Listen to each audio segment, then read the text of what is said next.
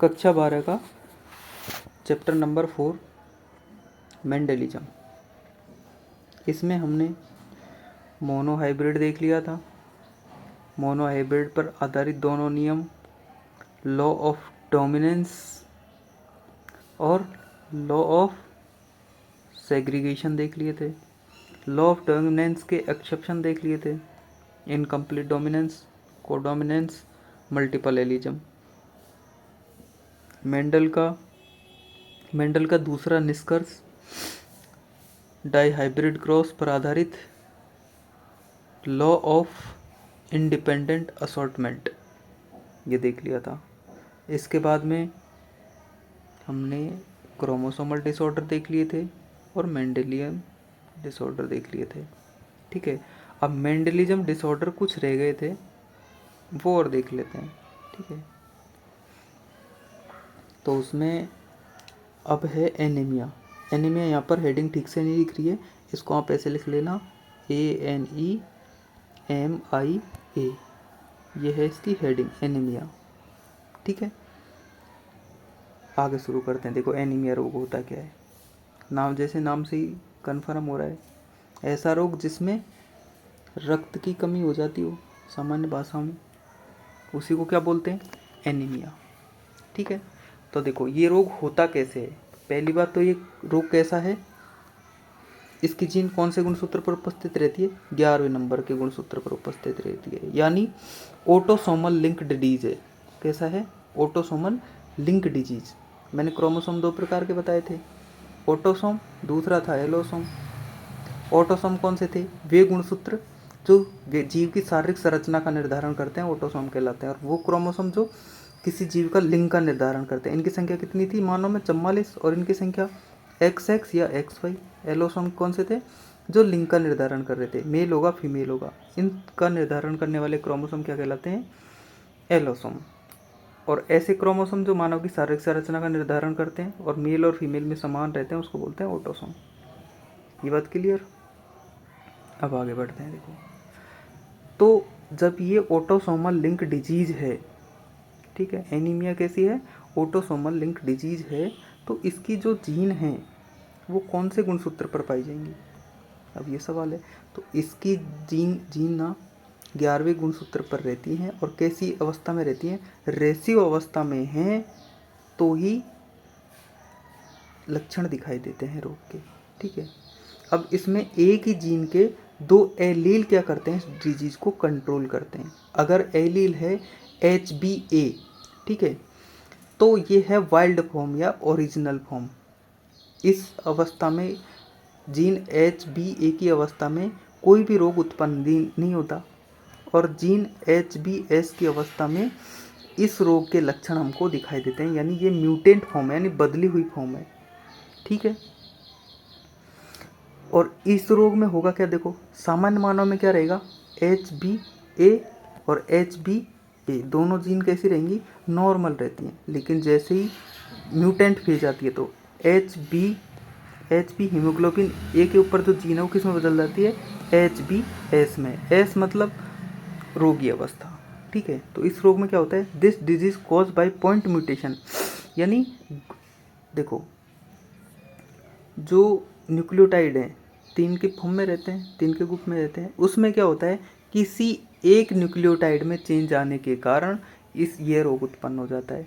ठीक है, तो एक ऐसा है पॉइंट म्यूटेशन, यानी बिंदुवत उत्परिवर्तन के कारण ये रोग होता है। ठीक है, नॉर्मल जीन में क्या होता है, देखो नॉर्मल, अगर ये व्यक्ति नॉर्मल है तो इसमें क्या होगा, देखो इसके DNA का ये है, DNA ये GAG, और इसके आगे किसको कोडित करेगा, CTC को, जैसा जनरल है।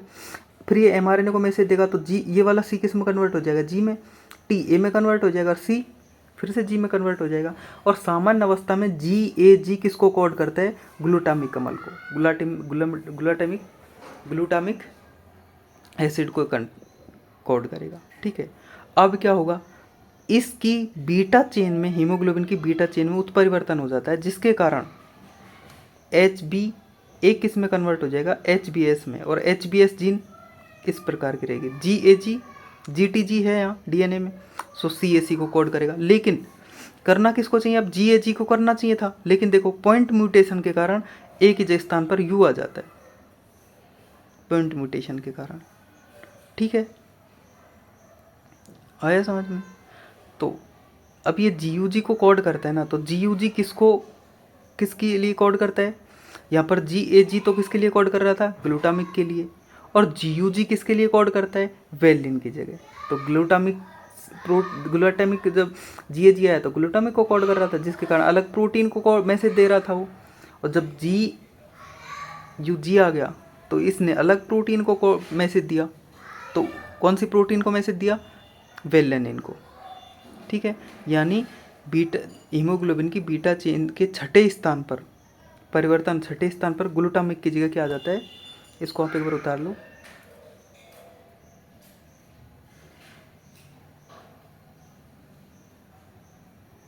ग्लूटामिक की जगह क्या आ गया, छठे स्थान पर वेलिन आ गया, छठे स्थान पर क्या आ गया, वेलिन आ गया। ठीक है, ये इसी लिख रहा है, due two point mutation 6 codon of beta haemoglobin change bye GAG, GA बीच में लिख लेना, GAG ऐसे, GAG टू GUG।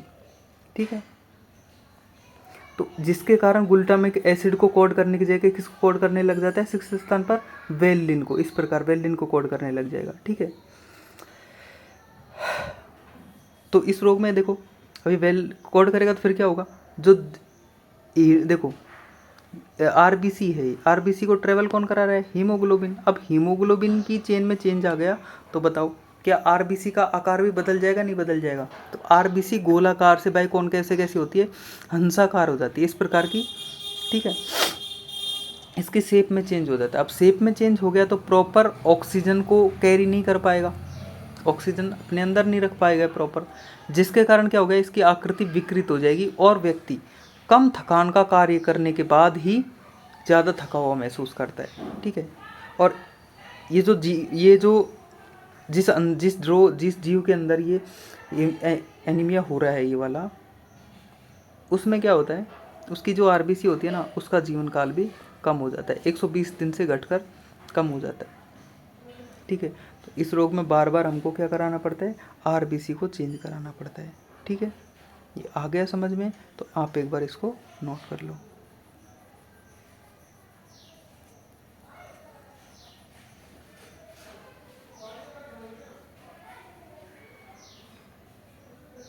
अगला रोग है थैलेसीमिया। थैलेसीमिया ये भी कैसा है, ऑटोसोमल लिंक डिजीज है। ठीक है, ऑटोसोमल लिंक डिजीज है, और देखो अलिंगी गुणसूत्र के कारण होता है, अलिंगी गुणसूत्र पर इसकी जीन उपस्थित रहती हैं, और ये 2 प्रकार का होता है, अल्फा थैलेसीमिया और बीटा थैलेसीमिया। ठीक है, तो थैलेसीमिया कितने प्रकार का है, 2 प्रकार का, अल्फा और बीटा। अल्फा कौन से क्रोमोसोम पर, इसकी जीन कौन से क्रोमोसोम पर उपस्थित रहेंगी, 16 पर, इसकी 11वें पर। 16 पर कौन कौन सी जीन होती है, HA HbA1 HbA2 और इसकी HbB। इनके कारण क्या होता है, थैलेसीमिया की हीमोग्लोबिन की जो बीटा चेन है, हीमोग्लोबिन की बीटा चेन है, अगर ये दोनों की दोनों जीन अधिक प्रभावी मात्रा में उपस्थित हैं, जितनी ज़्यादा प्रभावी ये जीन उपस्थित रहेंगी, हीमोग्लोबिन की बीटा चेन उतनी ही कम मात्रा में बनेंगी। यानी ये क्वांटिटिव डिजीज है, यदि जीन प्रभावी अधिक तो क्वांटिटी हीमोग्लोबिन की कम, और ये कम प्रभावी तो हीमोग्लोबिन क्वांटिटी अधिक, यानी क्वांटिटी यानी मात्रा से संबंधित है। जैसे ही मान लो प्रभावी अवस्था में अल्फा, देखो अगर इसकी जीन 16 गुणसूत्र पर उपस्थित है, इन देखो जीन HbA1 HbA2 में परिवर्तन आएगा तो हीमोग्लोबिन की अल्फा चेन विकृत हो जाएगी। ठीक है, अब देखो जितनी अधिक मात्रा में उपस्थित रहेंगी ये दोनों जीन HbA1 HbA2, उतनी ही कम मात्रा में अल्फा हीमोग्लोबिन की जो चेन है वो कम बनेगी। ठीक है, अब कम बनेगी तो क्या है, यानी क्वांटिटी से संबंधित है, तो अल्फा थैलेसीमिया हमेशा क्वांटिटिव डिजीज है।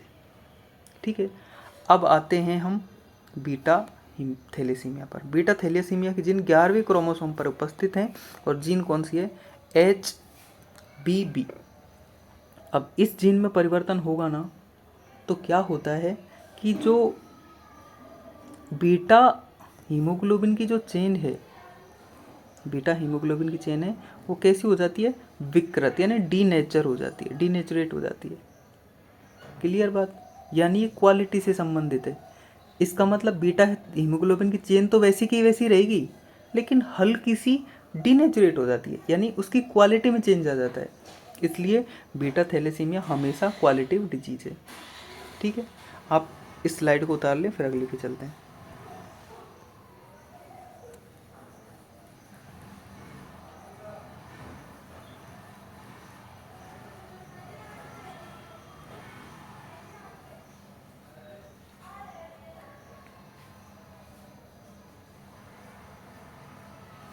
देखो क्या लिखा हुआ है, पढ़ लेते हैं।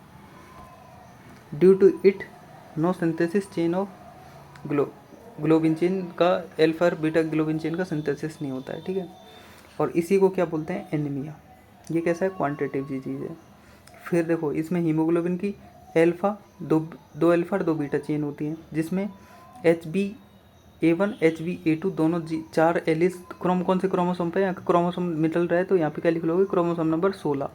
इसकी जीन क्रोमोसोम 16 पर उपस्थित रहती हैं और वही रेस्पॉन्सिबल है। फिर है HBB 11वें क्रोमोसोम पर है, वही बताया था मैंने, म्यूटेंट के कारण। इसमें देखो अगर इन जीनों में परिवर्तन हो जाता है, HbA1 HbA2 जो 16 क्रोमोसोम पर है, इनमें उत्परिवर्तन हो जाता है तो उसको अल्फा थैलेसीमिया बोलते हैं, जिसके कारण हीमोग्लोबिन की अल्फा चेन जो होती है ना, वो उसका संश्लेषण होना बंद हो जाता है। जितना अधिक प्रभावी रहेगी उतनी कम चेन बनेगी, यानी क्वांटिटी से संबंधित है।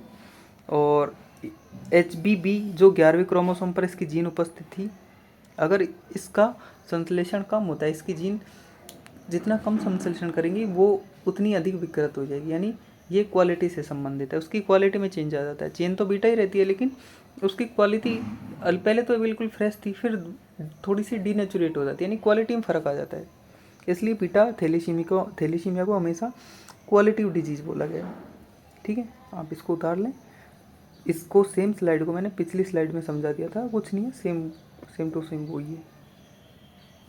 ठीक है,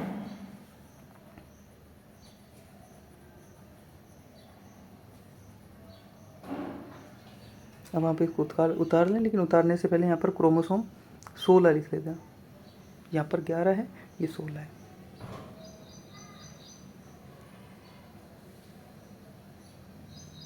अब है दूसरे नंबर के, ये तो थे मेंडलिज्म डिसऑर्डर। दूसरा पढ़ते हैं हम क्रोमोसोमल डिसऑर्डर।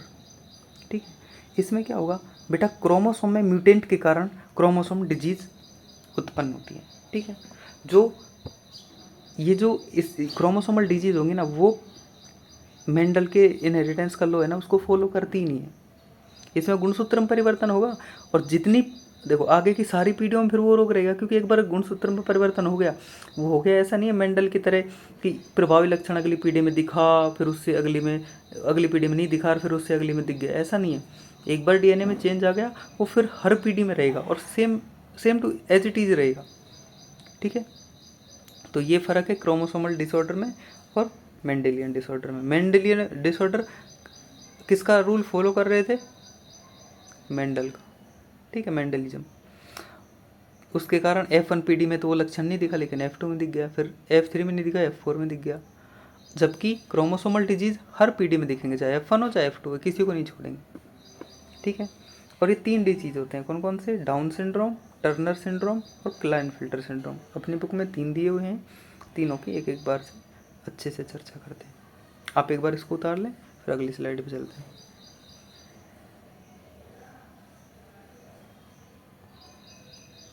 फिर है क्रोमोसोमल डिसऑर्डर।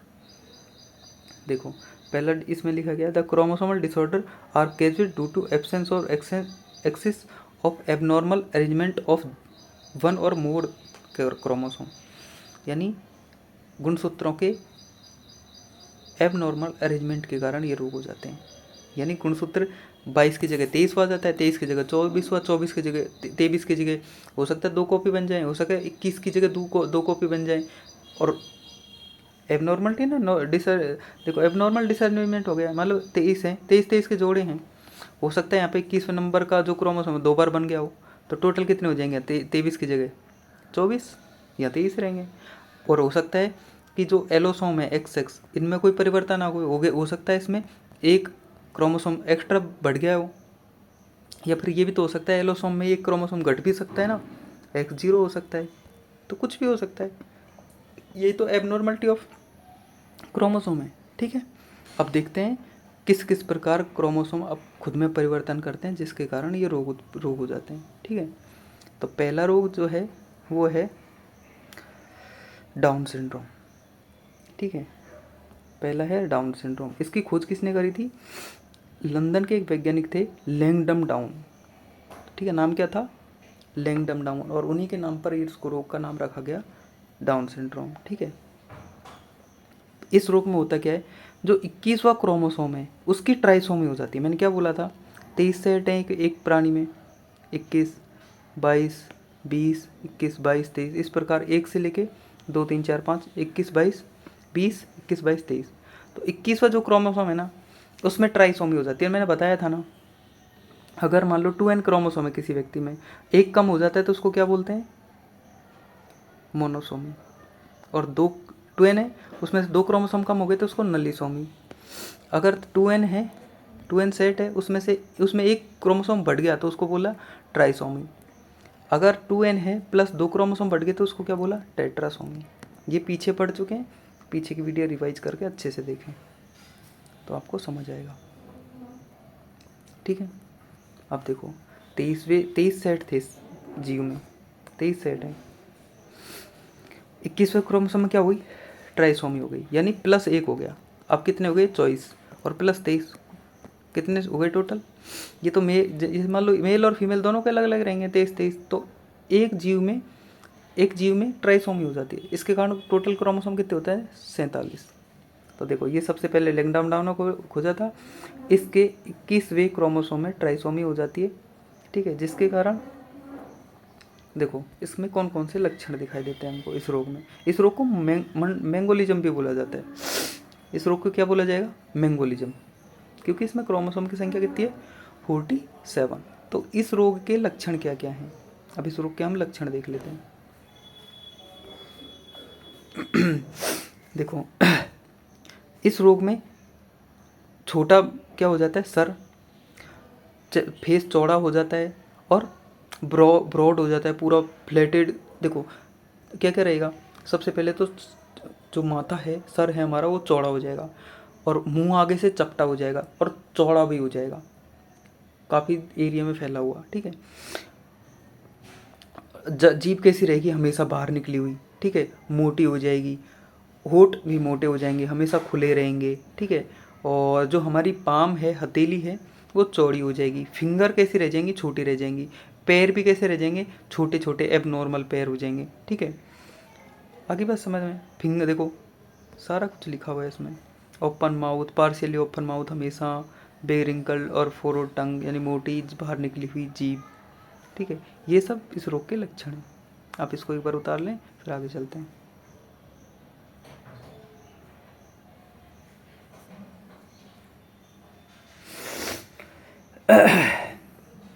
इस व्यक्ति में मेंटल रिटार्डेशन भी हो जाता है, ठीक है।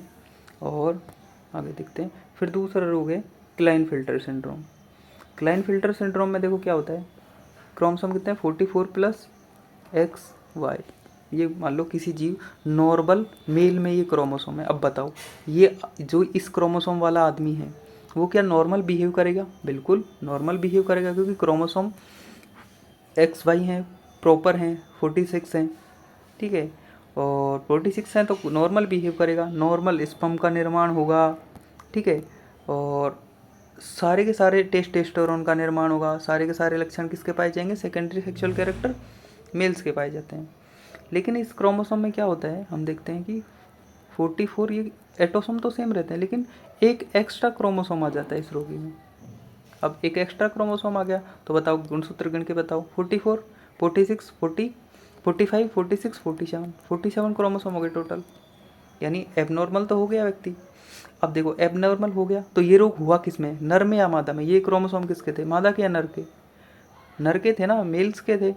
तो ये जो रोग है क्लाइनफिल्टर हमेशा मेल्स में होता है।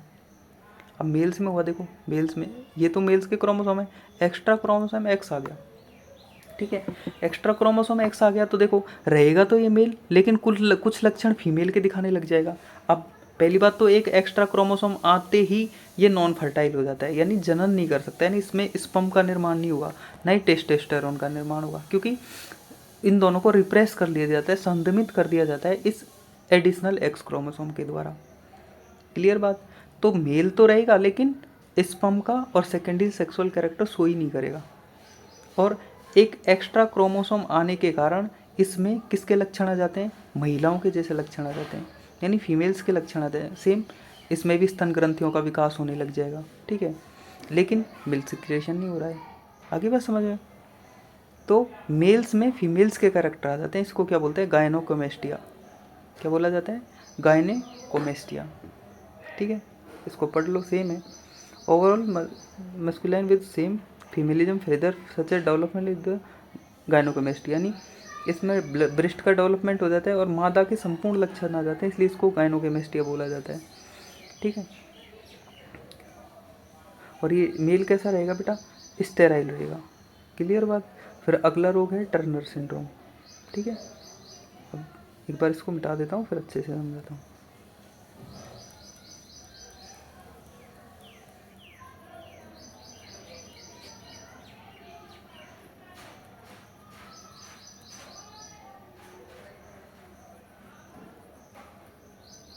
अब पढ़ते हैं टर्नर सिंड्रोम। ये हमारा लास्ट टॉपिक है और इसके बाद चैप्टर ख़त्म। तो टर्नर सिंड्रोम में क्या होता है, देखो सामान्यतः फीमेल में कौन कौन से क्रोमोसोम होते हैं, 44 प्लस XX, ये क्या है, सामान्य फीमेल है। आगे बात समझ में। यानी इसमें बारबोडी की संख्या कितनी है, 1। आगे बात समझ में। तो देखो बार बॉडी कहाँ रहती है बेटा, एक एक्स क्रोमोसोम पर रहेगी, वो एक रहेगी। अगर 2 क्रोमोसोम है तो बार बॉडी की संख्या कैसे निकाले, अगर कोई आपको कैरेक्टर दे दे, देखो एक्स एक्स एक्स एक्स इस प्रकार के दे दे, इसमें पूछे बार बॉडी की संख्या कितनी है, तो टोटल जितने क्रोमोसोम है एक्स, जितने भी क्रोमोसोम दिए हैं इसमें 1 2 3 4 दिए हुए हैं टोटल, 4 में से एक कम कर दो, बस एक एक्स को हटा दो, बाकी की जो बची है ना वो सब बार बॉडीज हैं, ठीक है। तो देखो इसमें से एक को हटा दो, बार बॉडी कितनी बची, 1। क्लियर। तो हर फीमेल में बार बॉडी की संख्या 1 होती है। आगे देखो इस रोग में क्या होता है, ये जो मादा है, मान लो इसमें ये कुछ भी नहीं है, नॉर्मल है, तो देखो ये फीमेल नॉर्मल रहेगी कि नहीं रहेगी, XX क्रोमोसोम के साथ। देखो फिर से देखो,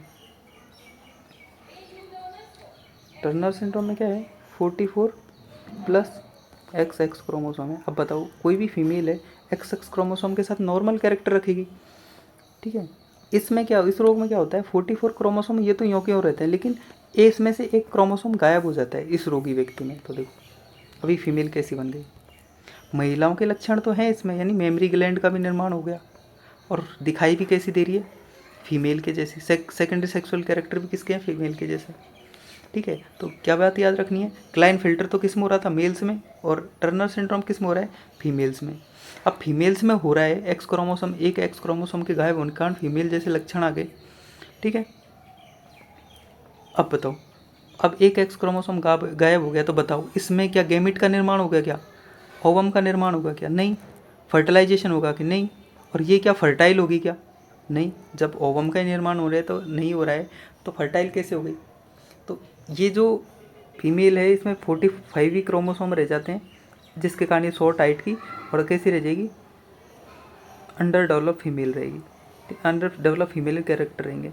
secondary sexual character, lack of secondary sexual character रहेंगे, यानी द्वितीय लैंगिक लक्षणों का विकास नहीं होगा, आवाज़ पतली होना, ये सब कोई कैरेक्टर नहीं आएंगे। मिल्क सिक्रेशन नहीं होगा, हालांकि मेमरी ग्लैंड रहेंगी, क्योंकि एक एक्स क्रोमोसोम में फीमेल के कैरेक्टर आएंगे, लेकिन मिल्क सिक्रेशन नहीं होगा, क्योंकि यहाँ पर देखो ना ओवम का निर्माण हो रहा है ना फर्टिलाइजेशन हो रहा है, क्योंकि नॉन फर्टाइल है, तो फिर मिल्क सिक्रेशन कैसे होगा, होगा ही नहीं, ठीक है। और ये फीमेल कैसी रहेगी, स्टेराइल रहेगी, ठीक है बेटा। आई होप आपको समझ आया होगा, अगर नहीं आया तो आप फिर से वीडियो चला के देख लेना, आ जाएगा। इतना मुश्किल कुछ नहीं है इस चैप्टर में, बहुत इजी चैप्टर है अगर समझ के पढ़ोगे तो। बाकी तो जो नहीं पढ़ा हो तो फिर हार्ड ही लगता है। आप एक बार इसको उतार लें। और जो नहीं समझ आए उसको कमेंट कर दें।